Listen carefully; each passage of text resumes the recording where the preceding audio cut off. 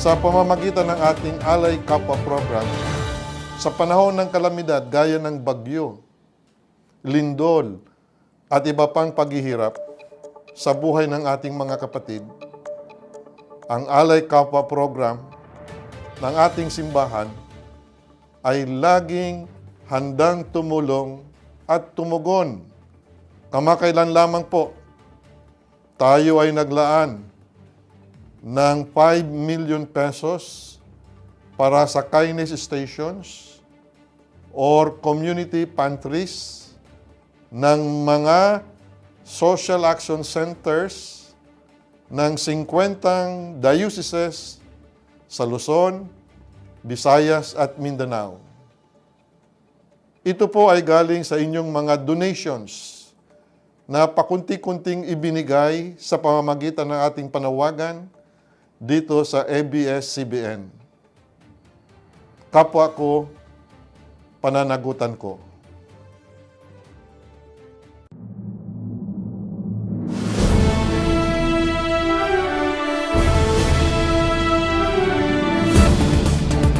Caritas News on the Go, the Social Action Network's news and public affairs online show featuring national newsmakers and our team Caritas from the 85 social action centers nationwide. Live at Caritas Philippines social media channels, Fridays 9 to 10 o'clock in the morning. Caritas News on the Go.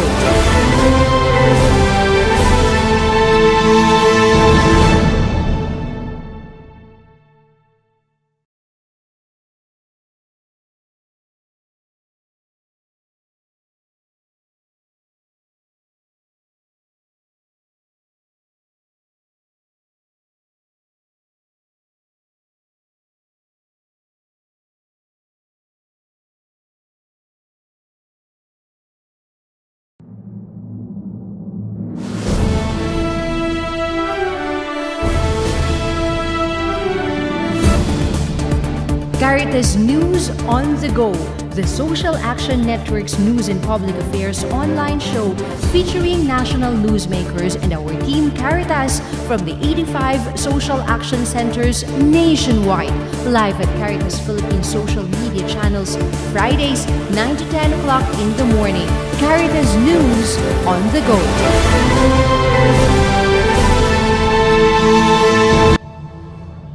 Good morning, I'm Jean Ray Henderson. Welcome to Caritas News on the Go. We are very excited to share with you the events that will transpire this coming Sunday, November 14, 2021, the World Day of the Poor. And here with us this morning is our Executive Secretary, Father Tony Labiao. Good morning, Father Tony, and welcome back. Not only to the program, but to the outside world. Kumusta po? Thank you, Jean. Good morning.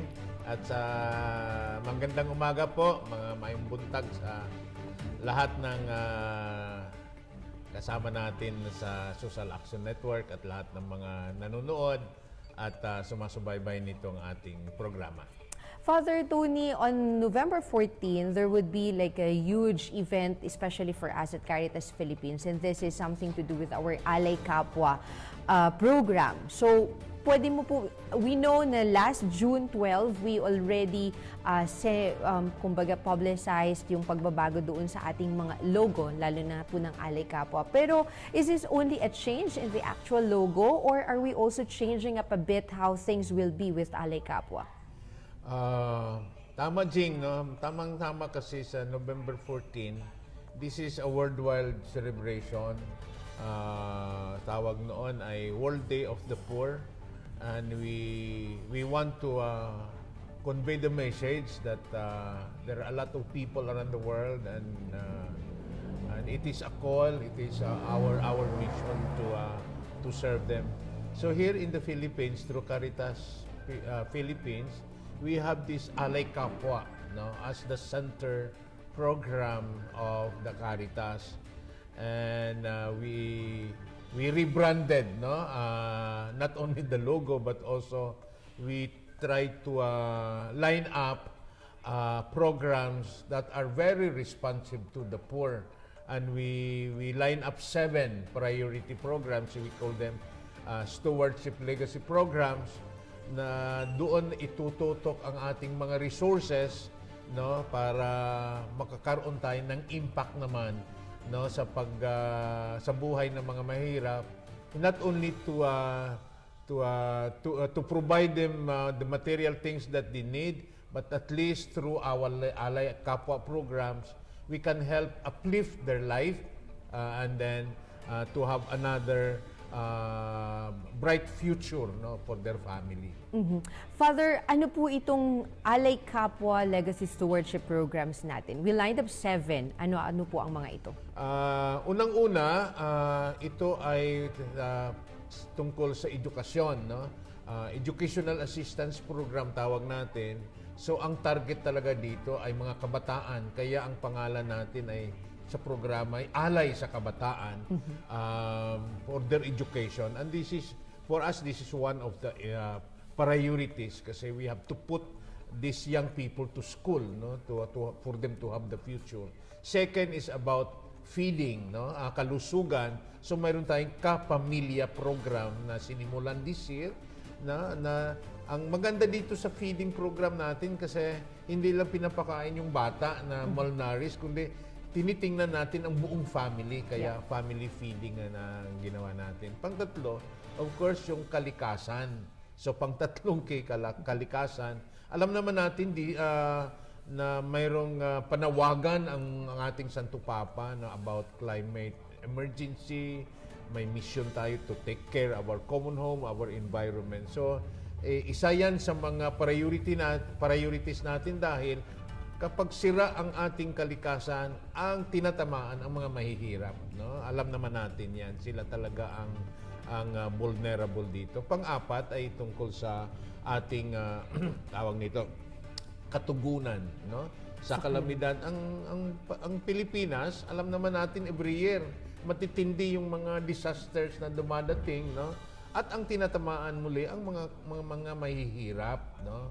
So talaga bugbog sila, no, sa mga ganitong pangyayari. And then of course mayroon tayong kasanayan, no?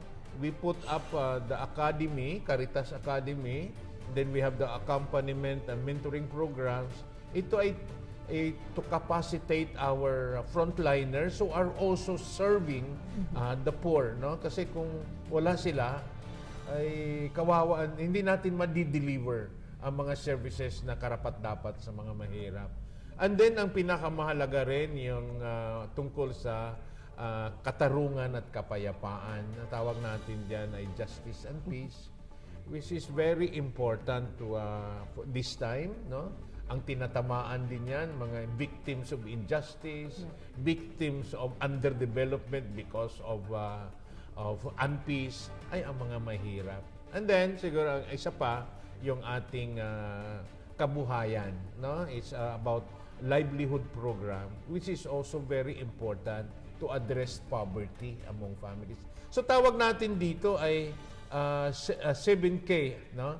7 Alay Kapwa programs. We focus ourselves on these 7 so that our resources, all the resources will be put into these 7 programs, and hopefully we can create an impact doon sa buhay ng ating maraming mga mahihirap sa Pilipinas. Opo. Father, speaking of resources, how are we mobilizing resources po to respond to the 7 priority programs? Ayan, ang isa sa mga ginawa nating pagpalago ay yung gumawa, we started to have this local resource mobilization. Nakita natin na to sustain programs like this, we need the participation, active involvement of people. We need their generosity, no? Ito yung sinasabi natin, very important. Kaya nagsimula tayo in terms of opening to all people, those who want to help the poor, they can offer in the Kapamilya Masses. No, everyone is invited to join there to share whatever amount they have, no? And then we launch also, and we are going to intensify this program. We call it stewardship fund program na hindi ba sa simbahan natin sa Pilipinas, we are encouraged to promote that spirituality of stewardship and to have a stewardship program, opening the opportunity to all parishioners, to all people, that they have the mission, they have the responsibility to support the church, especially the poor. So hopefully the stewardship program will respond to a need where we open the call to all our privileged parishioners. Ibig sabihin ng privilege, they are gifted with a lot of resources, and we want them to be part of the Alay Kapwa program by sharing their resources. So we already created a team of stewardship fund program natin, and hopefully this team will start working with all our partners in the country. Father, doon sa ating ginagawang accompaniment program, the process itself is always gearing, or we are looking into capacitating really our dioceses din po. Pero dito sa Alay Kapwa Legacy Stewardship Programs, how are we helping also the parang realization ng localization of capacities and resources ng ating mga social action centers? Okay, so besides itong stewardship fund natin na binubuo natin, hindi lang siya magpa-fund ng ating 7 Alay Kapwa programs, but we will also help, assist each social action center or Caritas center to have a functional team, a functional center to respond to the poor, kasi sila ang mga frontliners natin. Wala tayong magagawa dito sa national level, and the only way to be effective in serving the poor, we need to capacitate our frontliners. Kaya itong accompaniment program ay ang visit natin, just talking with the bishop, talking with the social action director and the staff, knowing their situation, kumustahan. And then we have started some mentoring programs requested by the particular dioceses. Okay, but we will continue this kind of program just to capacitate our frontliners who are based in the diocese, dahil sila talaga ang magpapatakbo ng 7 Alay Kapwa priority programs. And now we are also starting the process of the synodality.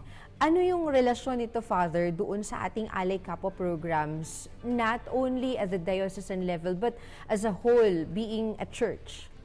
Alam mo din, tamang-tama yan, kasi we are now in the midst of synodal consultations. Parang sinasabi sa atin na let us now again see how the church is journeying with people in the world, especially the poor. Alam niyo, swerte tayo sa Pilipinas na itong social action ay nabuo as a response to the call of the Universal Church to journey with the people, especially the poor, since 1966. And then the Alay Kapwa was born to concretely respond to the needs of the poor. And then marami nang nangyaring mga sakuna, kalamidad sa Pilipinas, at ang social action ay nag-isa frontline in terms of helping. Pero kung makikita natin, Jing, through all the programs, localization, capacity building, and delivering services, material needs of people, ito lahat ay ating pakikipaglakbay. Kasi ang synod is walking with or journeying with people. So itong mga programang ito ay for the last so many years, ang simbahan ay nakipaglakbay. Tawag noon accompanying our struggling people. And then hopefully the 7 Alay Kapwa programs will intensify and really make alive this spirit of journeying, the church being alive, talagang nandoon nakipaglakbay, nakiramay, no, naging sandigan ng mga mahihirap dito sa ating bansa. And kasi Father, ang sinasabi natin ngayon, madalas yung mga katanungan na bakit kinakailangan pang i-intensify ng simbahan itong ating resource mobilization, itong mga programs natin for the poor. Meron namang gobyerno na sila talaga yung mandated agency to provide the services. Totoo naman, Jing, primary role to provide services sa mga citizens, especially the poor, ang gobyerno naman talaga. They are mandated. Pero tayo rin sa simbahan, as a church, the face of God, no, in this world, alam natin na hindi naman lahat ito ay magagawa ng gobyerno, no? And that's our experience in the country, no? Na hindi lahat ng pangangailangan ng mga mahihirap at dumadami ito sa Pilipinas na hindi magagawa na tugunan ito ng gobyerno. Kaya ang simbahan ay nagdesisyon, no, na hindi lamang dahil may kakulangan ang gobyerno, kundi ito rin ang panawagan, ito yung misyon ng simbahan na samahan ang mga mahihirap. Pero hindi lang makipaglakbay ng walang ginagawa, kundi magkakaroon ng pagkakataon din na tulungan ang mga mahirap na makabangon at makapagpatuloy sa paglalakbay. And then we even ask our partners, no, mga civil society organizations, non-government organizations, they are all here because they feel na kailangan natin i-complement, no, ang mga efforts din ng gobyerno na alam natin kulang na kulang, no? I don't know, kakulangan ba sa resources yan? Kakulangan ba sa pamamahala? No? We know, what's going, but definitely there is lack of response, no, to the needs of the poor. Kaya ang simbahan ay nagkakaroon ng ganitong galaw dahil mission na tulungan ng mga mahirap. Hindi niya pwedeng pabayaan, hindi niya pwedeng iiwanan. And on another note, Father, yung hindi din natin kinakailangang iwanan ay yung ating usapin sa ecology protection, yung mga advocacies natin on ecology. Yung Dicastery for the Promotion of the Integral Human Development is also launching yung ating Laudato Si Action platform this Sunday, the same, November 14. You are a member of one of the committees, Father, sa Dicastery. What will be happening during the launching po? Itong launching sa November 14, no, of the Laudato Si Action platforms, it's a worldwide activity to signal the mobilization, no, of different sectors like parishes and dioceses where I belong, no, in the dicastery. We have the health sector, we have the economy, families, no, academe, no, and other sectors. Everybody should now start working to respond to the climate emergency that the Pope Francis is calling us, no? So we have the 7-year goals. Hopefully that if everybody gets involved, we can reverse, no, the damage of this extractive industries that destroy the climate in the world today. So, napaka-importante ng mga activities, ng mga events na mangyayari po sa November 14. Again, Father, please invite everyone to watch November 14 para sa ating Alay Kapwa World Day of the Poor event at 4 o'clock in the afternoon. So, para sa lahat, no, hindi lang ang ating mga social action people, volunteers, leaders, hindi lang siguro, lahat ng mga parishioners natin, lahat ng mga taong membro ng ating simbahan, ang mga tao na may mabuting kalooban, people of goodwill, no? We are inviting you to join us on this Sunday for our Alay Kapwa launching, no, relaunching, whatever, of the 7 priority programs. And also, this is also the day that they want to remember. It's a World Day of the Poor, and we are launching also the Laudato Si Action platforms. All these are really for the service of the poor.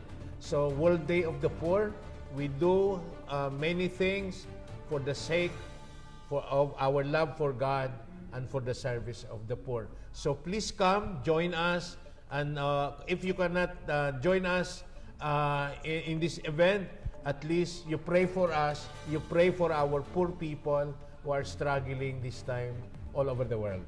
Maraming salamat po, Father Tony, for being with us this morning. Thank you, Jing, and good luck sa atin. Thank you so much. Yes, good luck. After the break, we are going to Cagayan de Oro, and we'll be talking with Archbishop Joe Cabantan about how the Archdiocese is prepping for the synod and what is his view about church dipping into politics, and in general, how is the Archdiocese under his turf. This is Caritas News on the Go.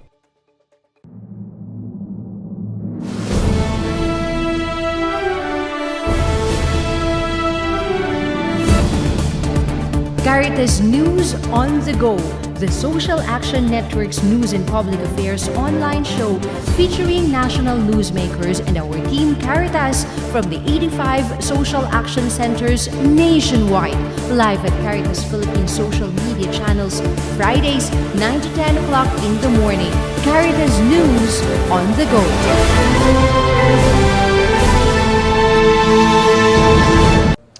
We are happy and we are really thankful that we are still in Cagayan de Oro, and for the first time we will be sharing the program with you with Bishop Joe Cabantan. And Bishop, welcome to the program. Thank you, Jing. Kumusta po muna yung iyong transition being the bishop now of the Archdiocese? Unti-unti namang naka-adjust because I'm also from here, although I was out of the diocese for 10 years. So gradually, I was able to, enter into the pace of the Archdiocese. Mm-hmm. Bishop, sa CBCP level, ano yung mga commissions na nanahawakan mo previously? I was the chair of the BEC committee for, I think, 6 years. Mm-hmm. So we have a new chair na ngayon, si Bishop Bong Lunas. Yes, Yeah. opo. Yung BEC dito sa Mindanao po is very strong. Paano ninyong nagawa yun? Actually, it began in the 1970s. I think in 2019 we had our National Assembly in Davao. That was also part of our celebration of the 50th year of BEC in the Philippines, which started really in the Ditama. Yes. And then it became a program of the whole Mindanao with that MSPC, Mindanao Studio Pastoral Conference. So that's why, because of that, it was really implemented throughout Mindanao. And how is the BEC, the strong BEC that you have, helping the dioceses, especially the Archdiocese of Cagayan, in your pastoral programs? Of course, when we talk about the presence of the church among the people, it's really the BEC, because with the BEC is really there, the smallest structure of the parish of the diocese. Of course, the domestic church is the family, but next to the family is, of course, the BEC. Then it's also, especially during the time of the Marcelo years, when people were afraid, it really helped a lot, because with the BEC they were able to share their experiences, they share their fears, and that was, I think, what the beginning also of BEC. That was it's really a good. It was really responsive to the situation. Mm-hmm. How was martial law like sa iyong experience po? Yeah, in my own experience, what we heard about before is people were also missing. We heard about salvaging, and even our BEC leaders, usually BECs, that was the time that at that time they were still called BCCs, Basic Christian Communities, and because they gather, especially in the rural areas, they usually gather in the evening. They were also suspected of, every gathering before was suspected of an insurgent group or subversive group. So that's part of the trials of the BEC. But it really made the Mindanao Church alive despite that situation. You know. So with that in mind, and of course, with the experience of the church, ano yung reaction po ninyo, Bishop, with ginagawang fake news ngayon, yung mga ganyang kwento? Yeah, that's why even before it was really made a fake news. They were labeled as communist. Mga red tagging before, it's not called red tagging before. You're labeled as communist. Now some because they were afraid they disappeared, and some, as we know, were also were salvaged. No, so right now we've heard about red tagging among IP communities.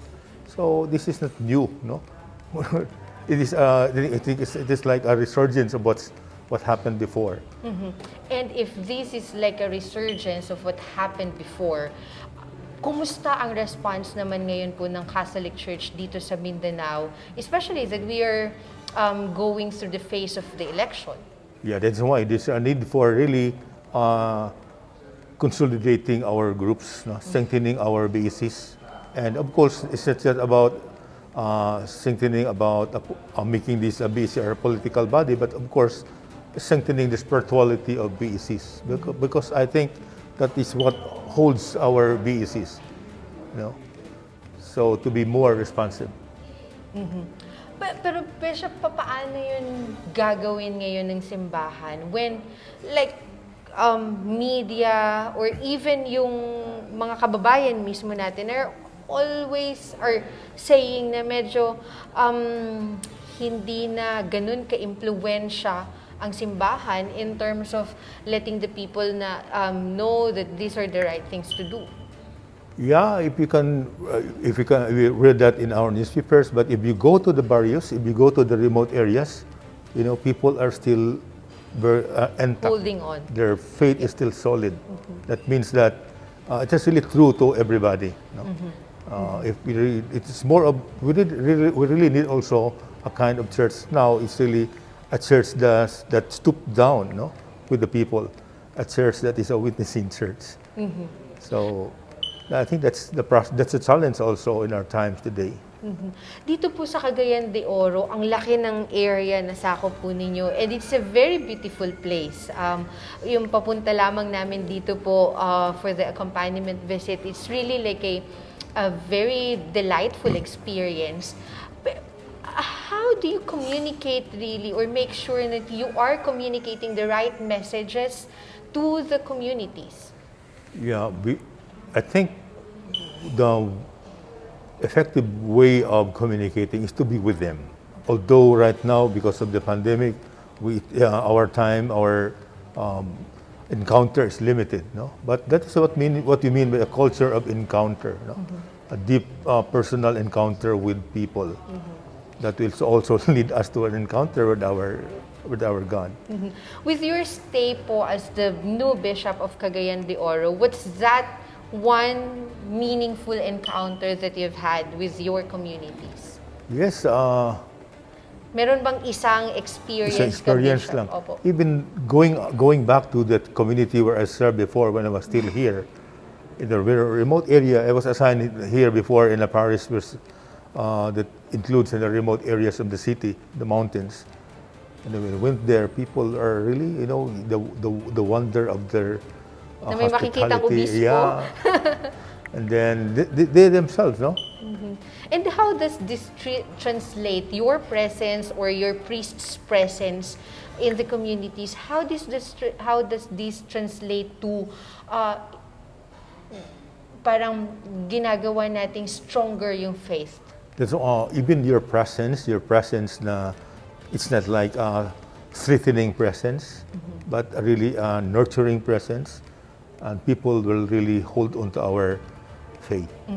How do you do church. this also, yung ganung presence, kind of presence? How do you do that also, or is that also possible para doon halimbawa sa government, sa mga political leaders natin? Oh, yeah, or do yes. you do another way? Yeah, we have also, I'm just new here, but with Bishop Tony, he was really engaged in so many communities. No, he has really established here a relationship with other Christian faiths, the interreligious dialogue, and also engaging with other agencies, NGOs, and government agencies. So that's in place in the Archdiocese, but I hope that I can follow that. Opo. Bishop, sa ngayon, you're really following the footsteps of Bishop Tony Ledesma in terms of involving everybody dun sa inyong ecology campaign. How is that now? Yeah, I think it came out again with our Presbyterian meeting, how to really respond with our, like for instance, because we said about part of our celebration of the 500 years is to plant 500 trees, no? Yes. But it came out that we should not be just doing this for the sake of 500 years of Christianity and celebration, but how materially to institutionalize this. So we are planning to really make this a program of the whole Archdiocese. Not just tree planting, but again, tree growing, no? Tree growing, because I think we have done a lot of tree planting before. Yes. Kukulang tayo doon sa data as to how Data, many trees yes. already were planted. And how many have grown, Yes, grown correct. tall. Opo. So you are also, I think the that's part of diocese is that. in the process Yeah. of doing that. Although in fact, when I came here, because there's a land that was donated to the Archdiocese, and Bishop Tony is also the one really looking after this piece of land. And clergy, before when I came here, they also planted trees in that area. I think ginagawa na niyo, parang you converted it to a sanctuary of Yes, sorts. yes. Opo. But good for him, no? But this talent of Bishop Tony has also gathered the different agencies, government agencies, NGO, to help in developing the area. Bishop, with your leadership now, what is the direction of the Archdiocese? Yeah. Right now, the direction really is towards unstable, sustainable, and responsive church. A church like a hospital in the field, a field hospital. With everybody working Yes, together, I think, making sure that yes. everyone is Collaborate, functioning well. I think. Yeah. And that's the synodal church. That's what Pope Francis is telling us in this synodal process. Opo. Bishop, nabanggit mo na din po na lang yung synod natin ngayon na sisimulan. What is it that you, or bilang bishop, parang if you are leading us to prayer at this very moment, what should we be praying for? Yeah. There in that synodal process, we really pray a lot that we become truly a church in communion with one another, in solidarity with one another, helping one another. A church and everybody participates in the church, and also embracing the mission. We are all called to be missionaries in our different fields. So I think that's a great challenge. I think it's not really new, because in 2017, when we celebrate the year of the parish, we held the same theme in our celebration. No? Yeah. The parish as a communion, participation, and mission. Synodal church, a way of being church. Bishop, last question po. Kasi sinasabi natin na from PCP to we declare that we are the church of the poor. Papaano natin siya ngayon tinatranslate din na ganun pa din ba tayo, or there is already a change? I think that kind of poverty there is not only materially poor, but also poor that is really always dependent on the providence of God, because that is what the Church of the Poor means, no? In the Church of the Poor, nobody is so poor that one has nothing to give, and nobody is so rich that one has nothing to receive. And that is the kind of poverty, that trust in the God's providence. Are we politically poor? Maybe because, in 2010, I guess, in the year 2000, they came out with a pastoral exhortation, the CBCP, on politics. Yep. And it was really shown there that politics in our country is really an obstacle towards real development. But right now, I think it's still the same. The culture, we need to have that cultural change, no? In terms of living our political life.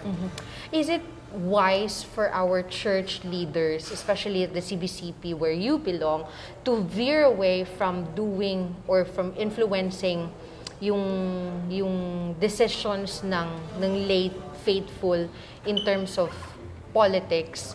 Is it wise, or at this point do we still have that position po na let the people decide, and then para hindi masyadong simbahan yung nagsasabi kung anong dapat nating gawin?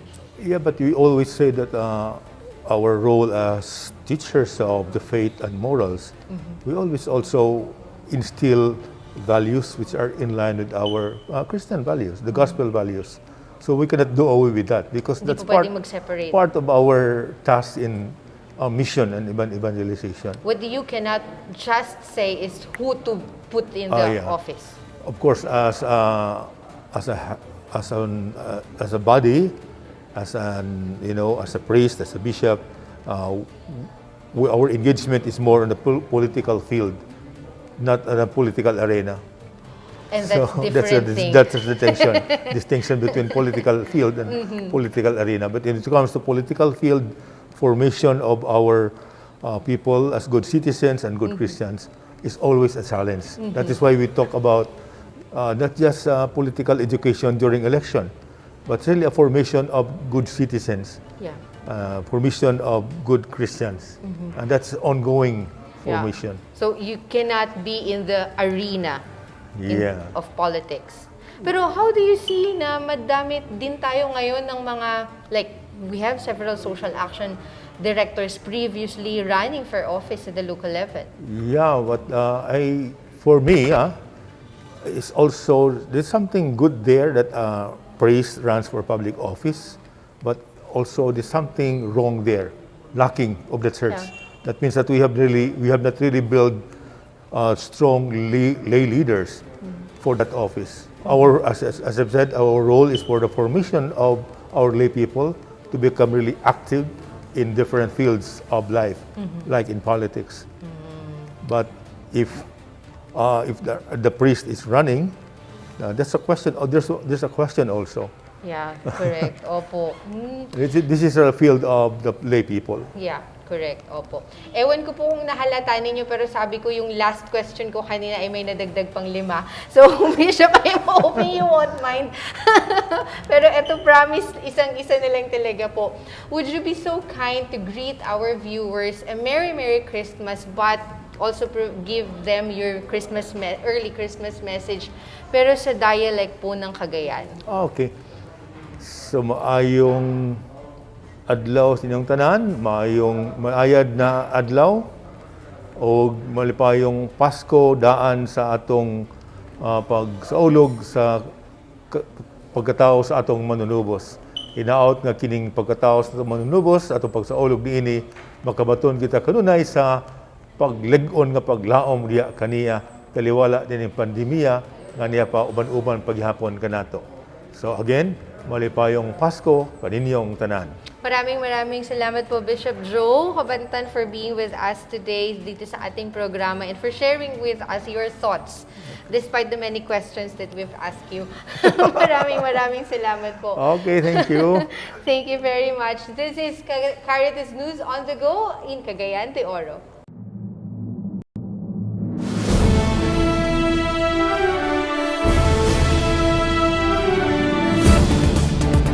Caritas News on the Go, the Social Action Network's news and public affairs online show featuring national newsmakers and our team Caritas from the 85 social action centers nationwide.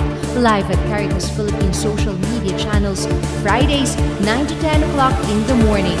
Caritas News on the Go.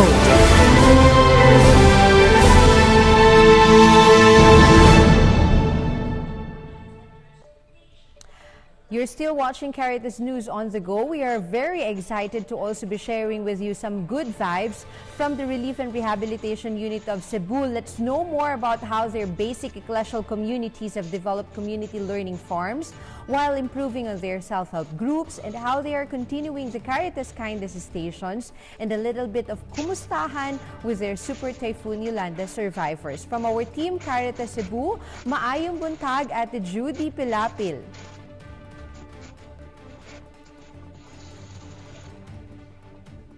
Good morning, Ms. G.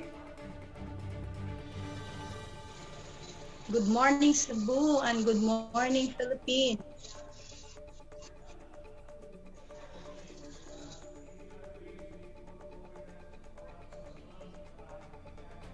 Ano po ang balita natin dyan galing sa Cebu?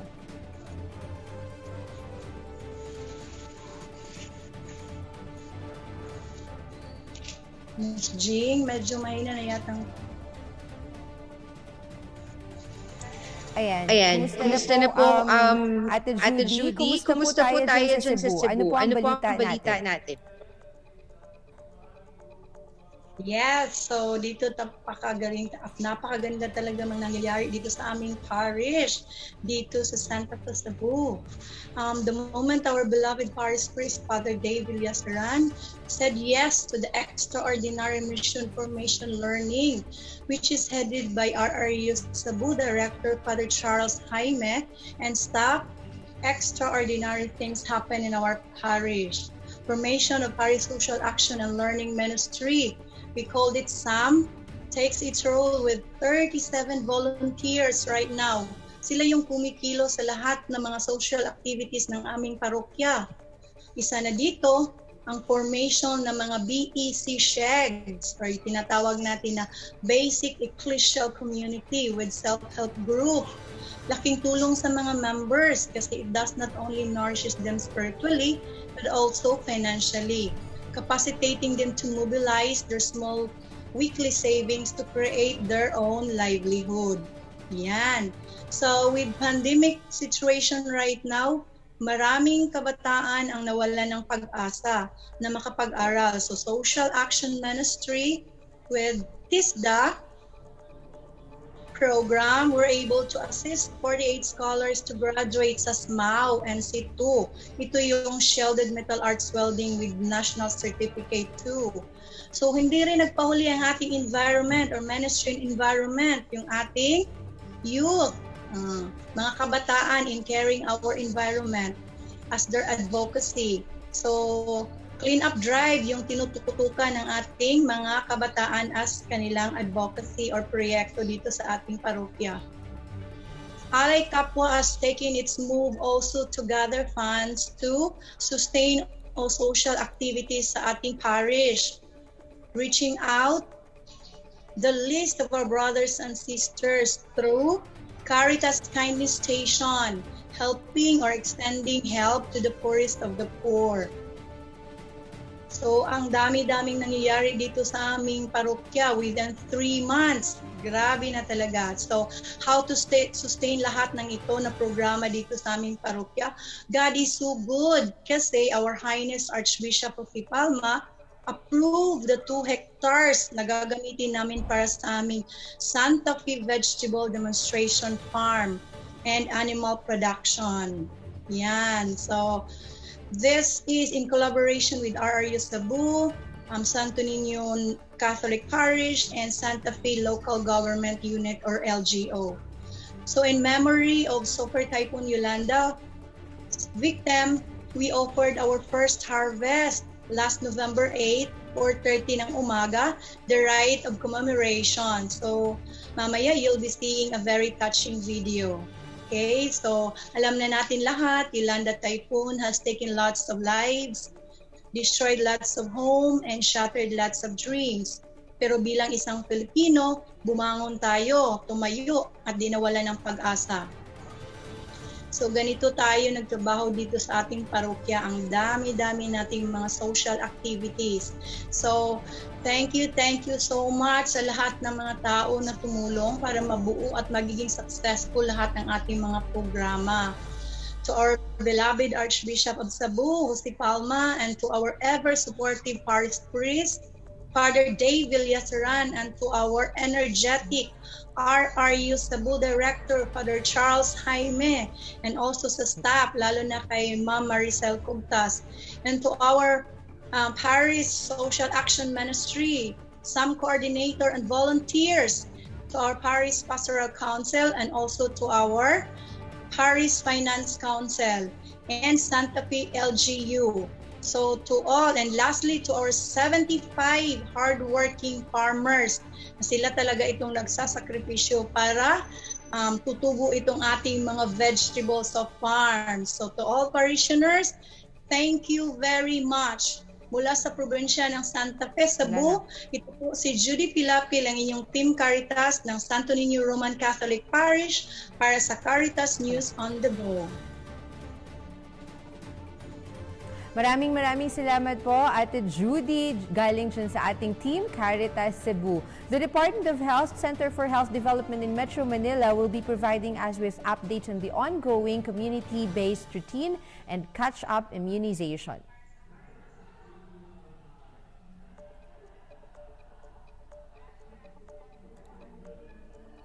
Aga tayo nagbabalik sa Caritas News on the Go. Kung matatandaan, ating pong tinalakay ang community-based and catch-up routine immunization last month kasama ang Department of Health Metro Manila Center for Health Development. Ngayong umaga, makakasama ulit natin ang DOH MMCHD, si Dr. Janice Roas Malesido, Head ng Family Health Cluster, upang magbigay ng update sa isinasagawang community-based and catch-up routine immunization dito sa Metro Manila. Good morning po, Doc. Good morning, magandang umaga sa ating lahat ng tagapakinig, lahat ng Caritas viewers. Good morning to all. Doc, para po sa kaalaman ng nakakarami, ano po ba ang community-based and catch-up routine immunization at kailan po ito nagsimula? Meron tayong sinasabing routine immunization. Yung mga nanay, alam nito, no? Alam nating lahat na meron talaga tayong pagbabakuna na tinatawag nating routine, no? Yung mga batang edad 0 to 12 months old. So, hanggang 1 year old yun. Ngayon, dumating na tayo sa lumaki na sila, yung mga nag-aaral na binabakunahan din natin. Ito ang tinatawag natin na school-based immunization. Ngayon, dahil nagpandemya tayo at wala tayong pagbabakuna sa mga paaralan, magmula noong last year, no? So magdadalawang taon na tayo dahil wala namang face-to-face learning. So para makahabol tayo at maproteksyonan pa rin ang mga bata, meron tayong isinasagawang tinatawag na community-based immunization. Ito ay lahat ng bata, no, na nasa paaralan na enroll at may specific tayo ng mga edad na saklaw nitong community-based immunization natin. Ngayon, itong ating catch-up routine immunization na isinasagawa kasabay nitong ating community-based immunization, ito ay yung mga batang na-miss or hindi nababakunahan, no, sa kanilang mga routine immunization. So, kailangan din natin maproteksyonan silang lahat dahil ito ay pinakamahalaga para wala na tayong outbreak, no, para maiwasan ang pagtaas or pagkakaroon ng mga kaso sa ating mga vaccine preventable diseases. Doc, ano pong mga bakuna ang binibigay dito sa mga bata rito? Yun, magandang tanong para sa kaalaman ng ating mga tagapakinig, no? And mga viewers nating lahat, that lahat ng ating routine immunizations ay pwede nating ma-avail, no? Yung ating mga OPV, BCG, HEPA, diphtheria, DPT, no? Measles, rubella, at tetanus, no? So lahat ng mga ito, plus meron tayong panibago ngayon, yung ating IPV, no? Dati OPV patak, may karadagang IPV. Yan po ang ating rutina. Sa ating community-based naman, meron tayong dagdag, no?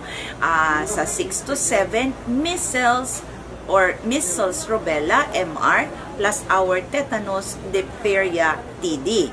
Sa ating 12 to 13, ganun din, no? Meron tayong MR, measles, rubella, and our tetanus, diphtheria, or our TD. So, yun yung mga, pero isang injection lang yun, no? Dalawang sakit ang maproteksyonan. Ito naman ay karagdagan lamang, no? Dahil meron na silang mga bakuna noong maliit pa sila, ito lang ay karagdagang proteksyon at bakuna para sa ating mga adolescents, yung mga school-age children.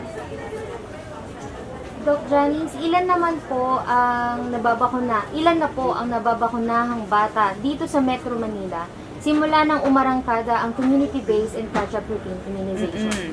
Sa Metro Manila, tayong lahat, no, the activity na to ay isasagawa sa buong Pilipinas, no? Nagkaroon tayo ng estratehiya kada rehiyon, no? Para sa Metro Manila, ang ating estratehiya, nagkaroon tayo ng agreement in all the local governments of Metro Manila na meron tayong intensive phase, no? Tinatawag namin dahil magkakaroon tayo ng pagsasabay ng pagbabakuna sa COVID, and we are have limited manpower, no, na magbabakuna. Kaya ang ginawa natin habang nag-uumpisa pa lamang yung bababakuna sa mga children, no, yung 12 to 17 sa COVID, ang ginawa ng Metro Manila, meron tayong intensive phase, no, which is 15 days, no, na araw-araw na pagbabakuna sa ating MR at TD sa lahat ng 6 to 7 at 12 to 17 years old. Meaning, sa intensive phase, kailangan naming tumarget ng at least 80%. So with that, no, natapos kami sa intensive phase noong November 5, and the latest we have is that sa MR meron na kaming close to 80%, no, achievement or accomplishment, and for our TD na sa 80.2% na ang NCR, no. Ang sa 12 to 13 naman, we have 79%. So we are close to the target. But ito naman ay tuloy-tuloy pa rin, no, kahit hindi na intensive, ito ay meron pa ring pagbabakuna sa ating mga barangay sa lahat ng local government units of Metro Manila. Gaya po, Doc, ng sinabi po ninyo na nagkasabay na po or pinapatupad na rin po dito ang pagbabakuna para sa mga bata, para naman po sa COVID-19. Maaari po bang magkasabay ang pagpapabakuna ng mga batang nasa edad 12 to 13 years old laban sa MRTD at COVID-19? Yeah, makadalasang tanong ito, no? Ito ang pinaka-common question, no? Dahil lahat ng nanay gustong maproteksyonan for both, no? Our vaccine preventable diseases, pati yung ating COVID-19. Alam natin yung mga bata natin kahit hindi lumalabas, ay may chance ding mahawa ng COVID-19 because ang mga tao na lumalabas at papasok sa bahay ay pwedeng makadala ng virus na ito. So with that, huwag tayong mag-alala, no? Kahit nakalista na tayo for COVID at pumunta sa inyong mga barangay yung magbabakuna ng MRTD, wala pong problema, pabakunahan natin ng MRTD. After 2 weeks or 14 days, pwede na po silang pabakunahan ng COVID-19.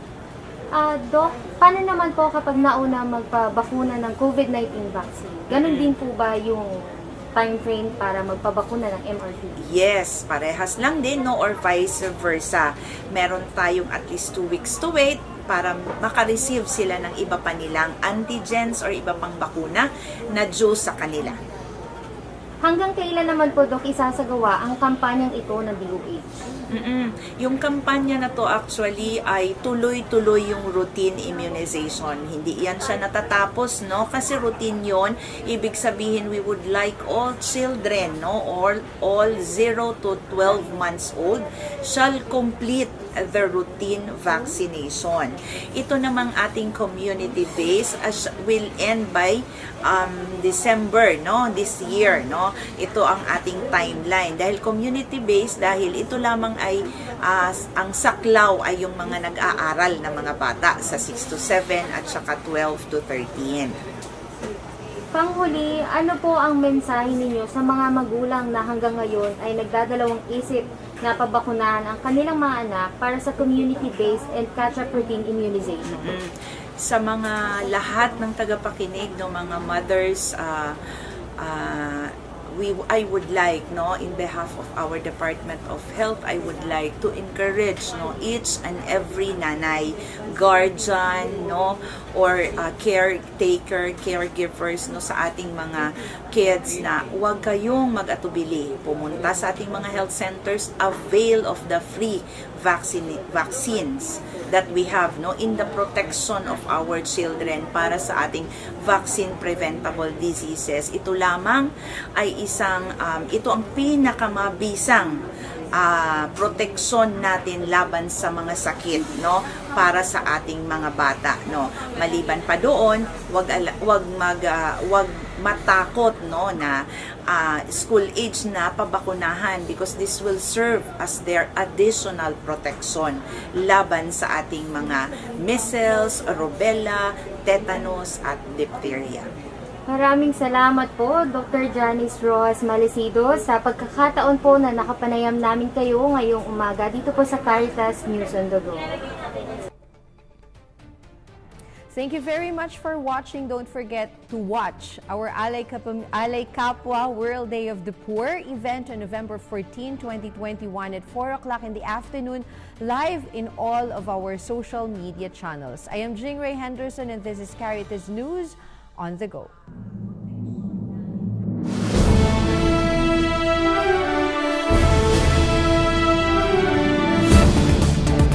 Caritas News on the Go, the Social Action Network's news and public affairs online show featuring national newsmakers and our team Caritas from the 85 social action centers nationwide.